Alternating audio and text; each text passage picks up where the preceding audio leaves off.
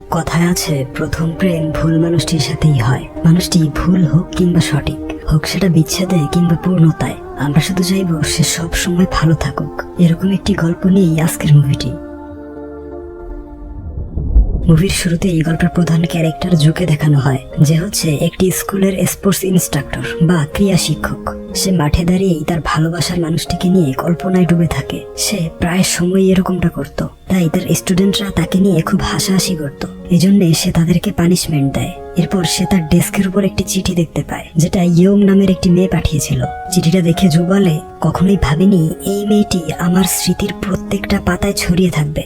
তখনই সিন ফ্ল্যাশব্যাকে চলে আসে এবং জুয়ের স্কুল লাইফের স্টোরি দেখানো হয়। সে ছিল খুবই দুষ্ট এবং বদমাশ টাইপের একটি ছেলে, যে প্রায় সময় তার ক্লাসমেটদের সাথে মারামারি করত। তেমনই এক মারামারির সময় সে প্রথমবারের মতো ইয়ংকে দেখে, তার প্রেমে পড়ে যায়। সবাই তাকে মারতে থাকে, কিন্তু সে এক অন্য জগতে হারিয়ে গিয়েছিল। এরপর তাকে পানিশমেন্টের জন্য স্কুলের অফিসে ডাকা হয়। সেখানে ইয়ং আসে। ইয়ং এই স্কুলে নতুন ভর্তি হয়েছে। জু ইয়ং এর সাথে কথা বলতে চাইছিল, তাই সুযোগ বুঝে সে ইয়ং এর কাছে আসে। বলে, তোমার কোনো সাহায্যের প্রয়োজন হলে আমার কাছে চলে আসবে, তোমার জন্য আমার দরজা সব সময় খোলা থাকবে। তখন ইয়ং লক্ষ্য করে দেখে জুয়ের প্যান্ট ছিঁড়ে গিয়েছে। এই দেখে সে বলে, আগে নিজের দরজা বন্ধ করো। জু লজ্জা পেয়ে চলে যায়। যেহেতু ইয়ং ছিল খুবই সুন্দরী, তাই স্কুলের বাকি ছেলেরা তার পেছনে লেগে থাকতো। স্কুলের সুইমিং টিমের ক্যাপ্টেন শার্ক ইয়ংকে তার ট্রফি দেখিয়ে ইমপ্রেস করার চেষ্টা করে। সে তাকে ডিনারের জন্য আমন্ত্রণ জানায়। এই শুনে ইয়ং রেগে যায়, জুকে বলে, চলো এখান থেকে। এটা শুনে জু প্রচন্ড খুশি হয়ে ইয়ং এর সাথে চলে আসে। তারা স্কুলের দেয়াল টপকে বাহিরে বেরিয়ে আসে। জু ভাবে তারা হয়তো ডেট করতে এসেছে, কিন্তু ইয়ং বলে তার এই নতুন স্কুলের পরিবেশ মোটেও ভালো লাগে না, এই জন্যই স্কুল থেকে পালিয়ে আসা। জু তাকে ইমপ্রেস করার জন্য বলে, আমার একসাথে 5টা গার্লফ্রেন্ড ছিল, আমি একজন সুইমিং চ্যাম্পিয়ন, আমাকে সবাই পছন্দ করে। কিন্তু ইয়ং তার চাপাবাজি বুঝতে পেরে তার খাবারে অনেক ঝাল মিশিয়ে দেয়। পরদিন শার্ক আবারও ইয়ংকে বিরক্ত করে। এই দেখে জু শার্কের সাথে মারামারি বাঁধিয়ে দেয়। মারামারি শেষে জু রেস্টুরেন্টে আসে।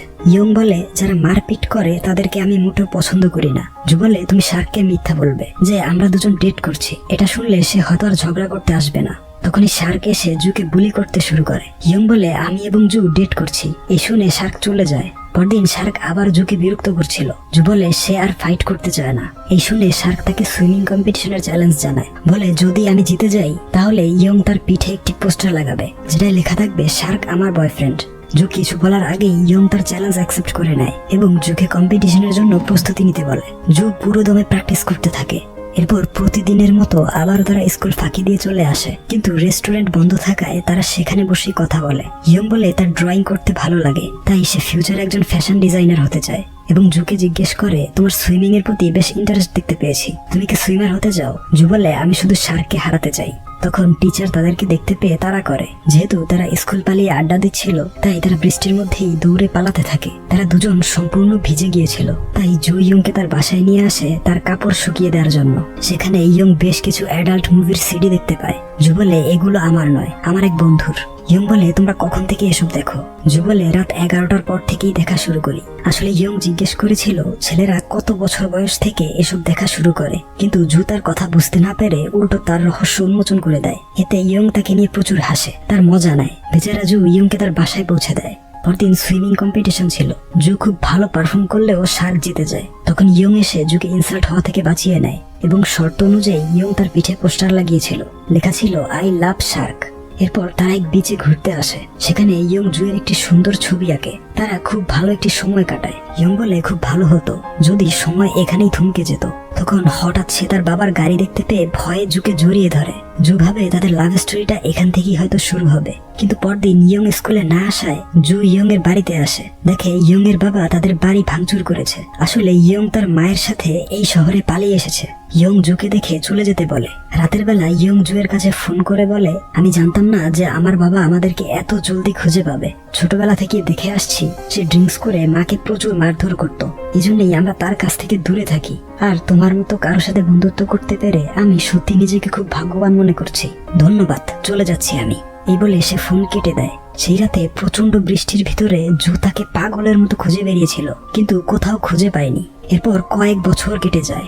জু একটি সাইবার ক্যাফে বা কম্পিউটার সেন্টারে কাজ করে। পড়ালেখায় তেমন কোনো আগ্রহ না থাকায় সে কলেজে অ্যাপ্লাই করেনি।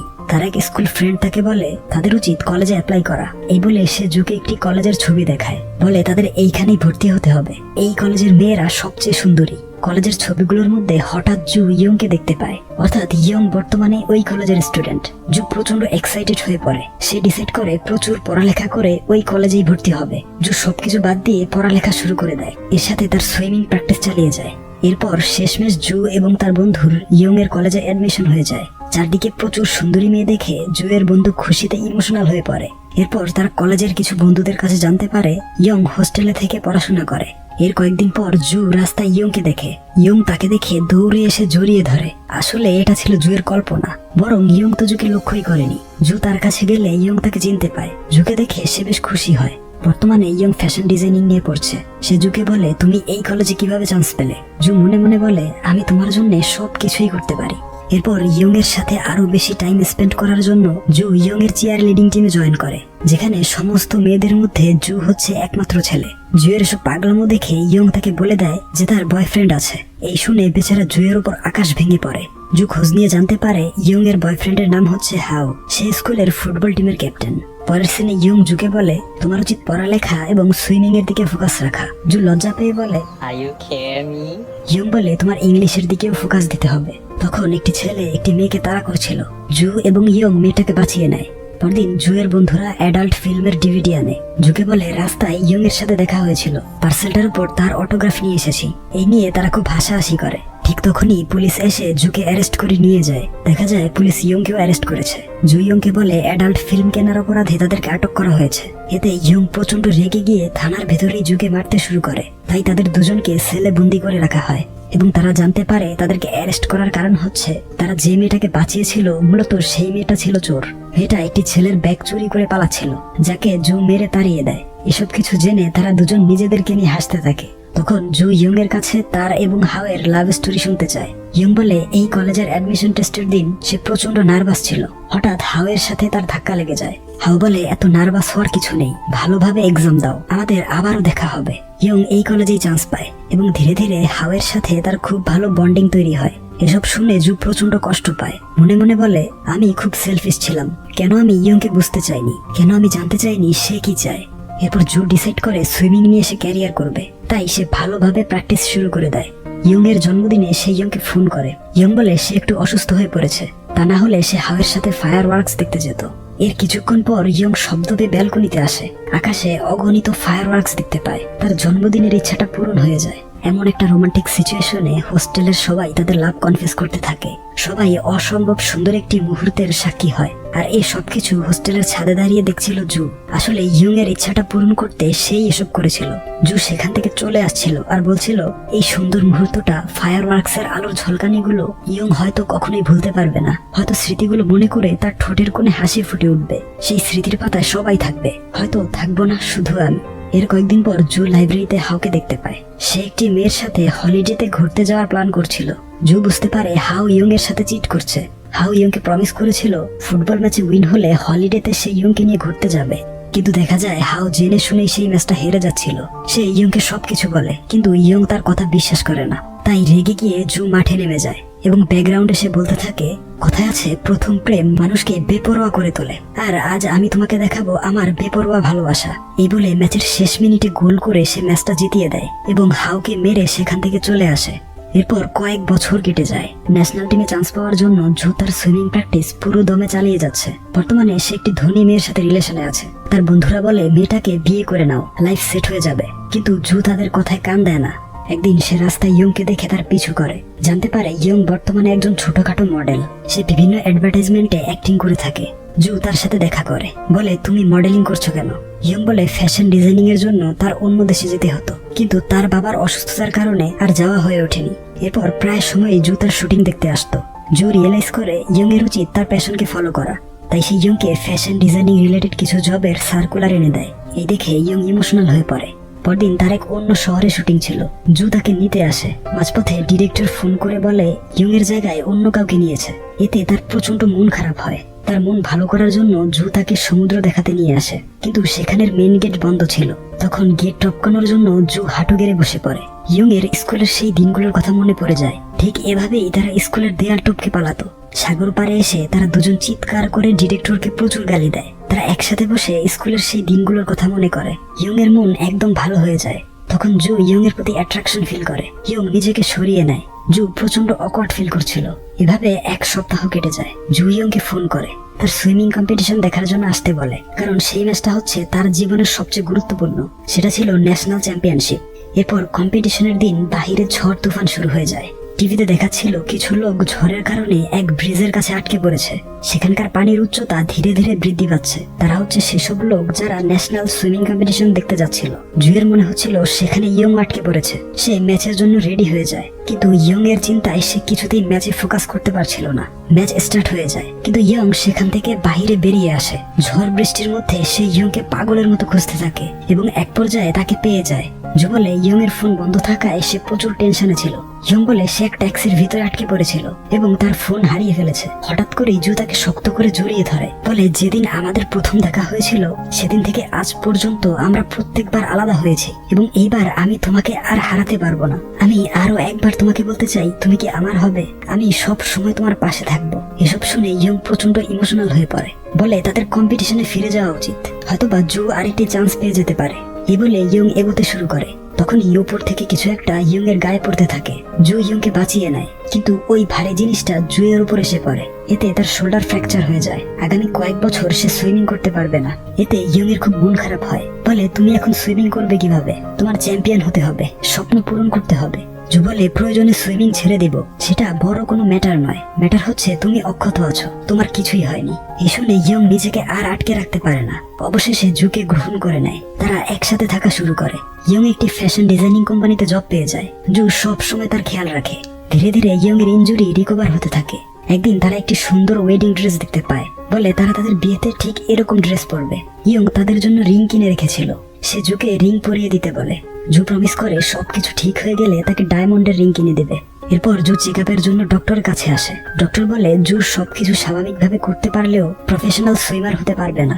এই কথা শুনে জুয়ের সমস্ত আশা নিমেষেই শেষ হয়ে যায়। সে একদম ভেঙে পড়ে। বিভিন্ন জায়গায় জবের অ্যাপ্লাই করেও জব খুঁজে পায় না। তার অর্থনৈতিক অবস্থা দিন দিন খারাপ হতে থাকে এবং ইয়ং এর জব ছিল, তাই সে বাড়ি ভাড়া সহ অন্যান্য খরচ বহন করে। বিষয়টা জুয়ের কাছে মোটেও ঠিক মনে হয় না। একদিন ইয়ং জুকে শপিং মলে নিয়ে আসে। তাকে একটি শার্ট ট্রায়াল দিতে বলে। জু দেখে শার্টের পেছনে তার ছবি। স্কুলের সময়ে এই ছবিটা ইয়ং তার জন্য ড্রয়িং করেছিল। ইয়ং এর এই ডিজাইনটা কোম্পানি পছন্দ করে এবং এই ডিজাইনের প্রোডাক্ট লঞ্চ করে। তারা দুজন খুব খুশি থাকলেও জু তাদের ফিউচার নিয়ে খুব টেনশনে ছিল।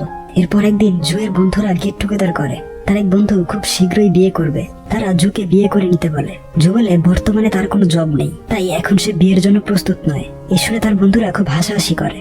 এই নিয়ে জুয়ের প্রচন্ড মন খারাপ হয়। ইয়ং বলে তাদের খুব শীঘ্রই বিয়ে করে নেওয়া উচিত। জু বলে তার কোনো জব নেই, আর ইদানিং ভাগ্যটাও তার সাথে নেই, তাই তাদের এখন বিয়ে করা মোটেও ঠিক হবে না। এর কিছুদিন পর ইয়ং এর বাবা মারা যায়। জুয়ের সকল বন্ধুরা তাদের দেখতে আসে। জুয়ের বন্ধু জুকে ফিউচার প্ল্যান সম্পর্কে জিজ্ঞেস করে। জু বলে যদি সেদিন ইয়ং এর সাথে আমার দেখা না হতো তাহলে আজ ইনজুরিতে পড়ে আমার ক্যারিয়ারটা নষ্ট হতো না। এখন আমার খুব অনুশোচনা হচ্ছে। জুয়ের সমস্ত কথাবার্তা ইয়ং শুনতে পায়। সে প্রচন্ড কষ্ট পেয়ে বলে আমার বাবাও ঠিক তোমার মতোই আমার মাকে সব সময় দোষারোপ করত, তাই বিয়ের পরেও তারা কখনোই একসাথে থাকেনি এবং আজ বাবার মৃত্যুর দিনেও মা তাকে দেখতে আসেনি। আসলে আমার সাথে দেখা না হলে তুমি হয়তো অনেক বড় একজন সুইমার হতে পারতে। তুমি বলেছিলে আমাকে কখনোই কষ্ট দিবে না, কিন্তু আজ তুমি আমার হৃদয় ভেঙে দিলে। এরপর রাতের বেলা জু ইয়ং এর কাছে ক্ষমা চায়। বলে সে এখন থেকে ইয়ং এর কথা শুনবে এবং স্পোর্টস টিচার হওয়ার জন্য প্রিপারেশন নেবে। ইয়ং বলে তার অন্য এক দেশে ট্রান্সফার হয়ে গিয়েছে, সে নেক্সট উইকে চলে যাবে। জু তাকে সাপোর্ট করে, বলে আমি তোমার অপেক্ষায় থাকবো, কোনো মেয়ের দিকে তাকাবো না। হঠাৎ সে লক্ষ্য করে দেখে ইয়ং তার আঙুল থেকে জুয়ের পরানো রিংটা খুলে ফেলেছে। এই দেখে জুয়ের চোখে পানি চলে আসে। সে তার ভুলের জন্য বারবার ক্ষমা চায়। ইয়ং বলে আমি আমার মা এবং বাবাকে কাছ থেকে দেখেছি, অনুশোচনার জন্য তারা কখনোই এক হতে পারেনি। জু বলে আমি সারা জীবন তোমার সাথে থাকতে চাই। ইয়ং বলে আমিও চাইতাম, কিন্তু তোমার মনের কথাগুলো জানার পর আর হয়তো সম্ভব হবে না। এরপর ইয়ং তাকে স্পোর্টস টিচারের এক্সামের জন্য প্রস্তুতি নিতে বলে। এই বলে ইয়ং জুয়ের কাছ থেকে চলে যায়। ইয়ং একটি চিঠি লিখে যায়, লেখা ছিল, প্রিয় জু, আমার জন্য হয়তো তুমি শারীরিকভাবে অসুস্থ হয়েছো, কিন্তু মানসিক অসুস্থতা তার চেয়ে কম নয়। আমাদের সেই রোগে আক্রান্ত হওয়া মোটেও উচিত হবে না। আসলে অনুশোচনা আমার হচ্ছে, স্কুলে তোমার সাথে এত বেশি টাইম স্পেন্ড করা উচিত হয়নি, কলেজে আমাকে সব সময় প্রোটেক্ট করাও তোমার উচিত হয়নি, তাহলে হয়তো আমাদের আর একসাথে থাকতে হতো না। আমার জন্য তোমার লাইফ নষ্ট হয়েছে, এটা মনে পড়লেই নিজেকে খুব অপরাধী মনে হয়। আমার শুধু একটাই অনুশোচনা, যদি আমরা আবার সেই স্কুল থেকে লাইফটা শুরু করতে পারতাম। এরপর সিন রিয়েল টাইমে চলে আসে। জু এখন একটি স্কুলের স্পোর্টস টিচার। সে তার ডেস্কের উপর ইয়ং এর বিয়ের কার্ড দেখতে পায়। তার লাইফে সবকিছুই ঠিক ছিল, কিন্তু ইয়ং এর স্মৃতিগুলো তাকে প্রচন্ড কষ্ট দিচ্ছিল। সে ইয়ংকে শেষবারের মতো দেখতে চায়, তাকে বিদায় জানাতে চায়। তার এই অবস্থা দেখে তার বন্ধুরা একটি বোট ভাড়া করে, তারা নদীর মাঝে পার্টি করে। তখন জু সেই রিং এর বক্সটা দেখে, যেটা ইয়ং যাওয়ার সময় রেখে গিয়েছিল। বক্সের ভেতর সে একটা চিরকুট দেখতে পায়, তাতে ইয়ং লিখেছিল, এই মানুষটি অসাধারণ, এর খেয়াল রাখবে। অর্থাৎ ইয়ং এই চিরকুট জুয়ের ভবিষ্যৎ ওয়াইফকে উদ্দেশ্য করে লিখেছিল। এই দেখে জু কান্নায় ভেঙে পড়ে। সে ডিসাইড করে শেষবার মতো ইয়ং এর সাথে দেখা করবে। তাই তখনই তার বন্ধুদের নিয়ে নদীতে লাফিয়ে পড়ে এবং ইয়ং এর বিয়েতে চলে আসে। সেখানে জুয়ের বন্ধুরা ইয়ং এর বন্ধুদেরকে রুম থেকে বাইরে নিয়ে যায়। তখন জু রুমে ঢুকে ইয়ংকে দেখতে পায়। তাকে খুব সুন্দরী এবং খুশি দেখাচ্ছিল। তাকে খুশি দেখে জু নিজেও খুশি হয়ে যায়। জু বলে, আমি খুব বোকা ছিলাম, ভবিষ্যতের কথা চিন্তা করে বর্তমানগুলোকে নষ্ট করেছি, কিন্তু এখন আমি আর অনুশোচনা করি না। আর তোমাকে ভালোবাসাটা ছিল আমার জীবনের এক ঐতিহাসিক অধ্যায়। আমি তোমাকে বলতে চাই, আমার জীবনের সবচেয়ে সেরা জিনিসটা হচ্ছে তোমার সাথে দেখা হওয়াটা। তুমি এই বাচ্চা সুলভ যুগে ম্যাচিউর হতে সাহায্য করেছো। আমার পুরো কৈশোর সময়টাই এলোমেলো, কিন্তু আমি বারবার সেই সময়গুলোকে স্মৃতিচারণ করতে চাই, কারণ ওই স্মৃতির প্রত্যেকটা পাতা জুড়ে তোমার নাম লেখা ছিল। আমি যদি আরো একটু আগে ম্যাচিউর হতে পারতাম, তাহলে হয়তো তোমাকে হারাতে হতো না। আমি তোমার হাসি মাখা মুখটা এবং কান্নায় ভেঙে পড়া মুখটা দুটোই দেখেছি। আজ আমি সেই মুখটা আরো একবার দেখতে এসেছি, যেটা আর কখনোই আমার হবে না। ধন্যবাদ তোমাকে আমার লাইফে আসার জন্য। ইয়ং বলে, জু, আমাদের জীবনে অনেকেই আসে, কিন্তু প্রথম ভালোবাসার মতো আর কেউ দ্বিতীয়বার আসে না। ধন্যবাদ আমাকে 15টি বছর আগলে রাখার জন্য। আমরা দুজন দুই আলাদা লাইফে প্রবেশ করছি। কথা দাও তুমি কখনোই আর অনুশোচনা করবে না, লাইফটা হ্যাপিলি উপভোগ করবে। এই বলে তারা দুজন হ্যান্ডশেক করে একে অপরকে বিদায় জানায়। এই গল্পটি আমাদেরকে শেখায়, এক হয়ে যাওয়া মানেই পূর্ণতা নয়, তাহলে বিচ্ছেদ নামের কোনো শব্দই তৈরি হতো না।